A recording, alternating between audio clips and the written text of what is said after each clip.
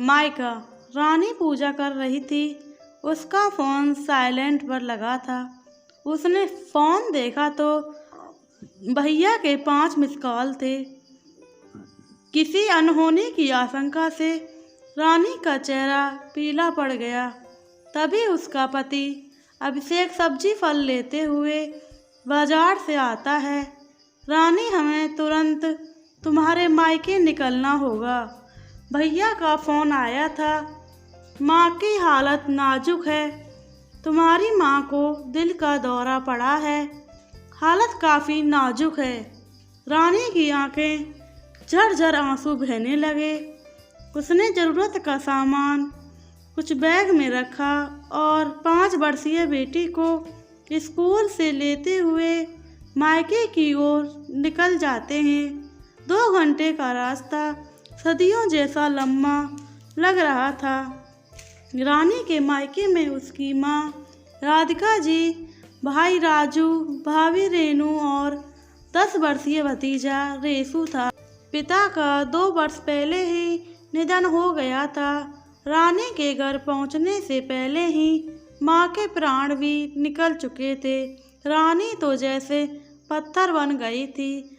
अंतिम संस्कार के बाद रानी की ताई ने उसके सर पर हाथ रखते हुए कहा, हाय बेटी रानी, इतनी कम उम्र में तेरा मायका ही खत्म हो गया। पिता माता दोनों ही चल बसे।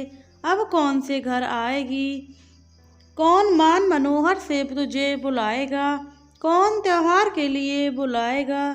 कौन त्योहार का सामान भिजवाएगा? रानी तो चुप थी, लेकिन उसकी भाभी रेनू बोल पड़ी, क्षमा कीजिए ताई जी, रानी का मायका हमेशा बना रहेगा। इस घर के दरवाजे रानी के लिए हमेशा खुले रहेंगे। मैं रानी की माँ बनकर रानी के प्रति अपने सारे फर्ज बखूबी निभाऊंगी। ये सब कहने की बातें होती हैं। असल में माँ के जाने के बाद बेटियों का मायका ख़त्म हो जाता है। ताई जी के भड़कते हुए कहा। थोड़े दिन रानी मायके रुककर अपने ससुराल वापस आ जाती है।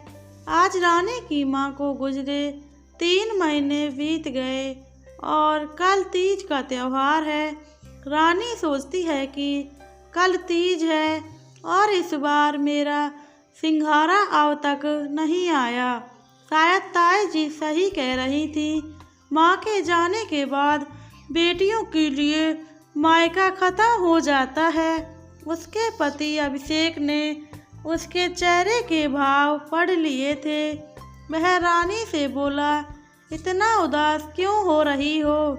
इस बार तुम्हारे मायके से अगर तीज का सिंघारा नहीं आता है तो क्या हुआ? कौन सी तुम्हारी सास बैठी है? ताना देने के लिए तुम कहो तो मैं दिलवा दूँ सब सामान। आप नहीं समझेंगे मेरी भावनाओं को। सिंघारा केवल सामान नहीं बल्कि मायके से जुड़ा मोह होता है। बेटियों का मान होता है। बेटियों का सामान ही नहीं बल्कि उसमें लिपटे माँ पापा भाई भाभी के प्यार व सम्मान की भूखी होती है। मायके में अभी भी हमें कोई याद करता है। मायके का सुख तो एक बेटी को चाहिए ही होता है, रानी बोली। तभी दरवाजे पर दस्तक हुई तो देखा रानी के भाई भाभी आए थे। अब रानी को अपनी छोटी सोच पर शर्म आ रही थी।